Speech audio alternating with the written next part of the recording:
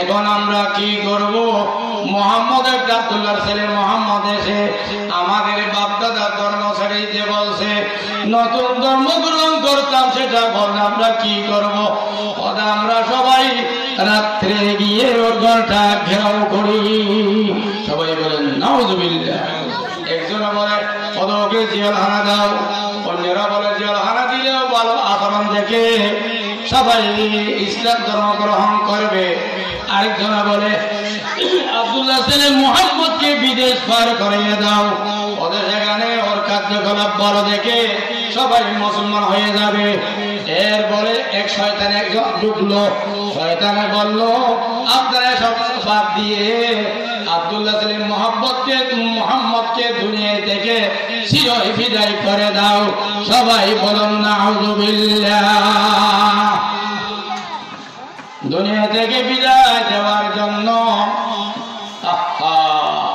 গোপনীয় বৈঠক করলো, সম্পত্তির কারণ না, জায়গা দুশ্মনের কারণ না, শুধু ইসলাম ধর্ম প্রচার করতেছে সেই কারণে। অনেক কষ্ট করে ইসলাম ধর্ম আমাদের কাছে এসেছে। এরপরে রাতে আল্লাহর আমার নবীর ঘর ঘেরাও করলো। সবাই বলেন নাউযুবিল্লাহ। এর আগে হযরত আলী রাদিয়াল্লাহু তাআলা আনহুকে বললেন, আলী আপনি এখানে আমার চাদরের ঘরে শুয়ে থাকেন, আমি যে চলে যাবো আল্লাহ বলছে আমার দোস্ত আমার নবী, ও দোস্ত আপনি এখান থেকে চলে যান। বলতেছে হুজুর আপনাকে না ভেবে যদি আমাকে ভাই আমাকে দিয়ে টোরা করে ফেলেন, আপনি মনে করে হুজুর কিয়ামতের দিন আপনি এখানে আমাকে আদর করছেন, কিয়ামতের দিন আমাকে সম্মান করতে হবে, আদর করতে হবে, ইজ্জত দিতে হবে। সবাই বলেন আলহামদুলিল্লাহ। চতুর্দিকে ঘেরাও করলো কাফের নেতারা, তলোয়ার নিয়ে বের হলেতে খুব দেবে। এই করলো আল্লাহ পাকে বলেন আউযু বিল্লাহি মিনাশ শাইতানির রাজিম, বিসমিল্লাহির রাহমানির রহিম।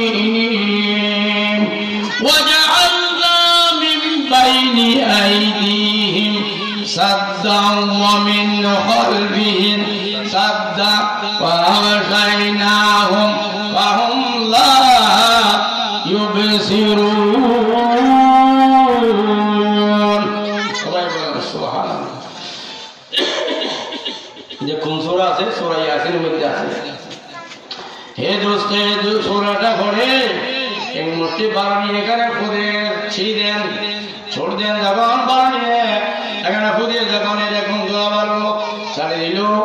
এরপরে আল্লাহর কুদরতের হাতে সবাই চোখের মধ্যে ঢুকে দিল, তারা চোখের মধ্যে এরকম করতেছে। মরিচ পড়লে যখন চোখ ফসড়ে এরকম করতেছে সবাই। আল্লাহর হাবিব ঘর থেকে বের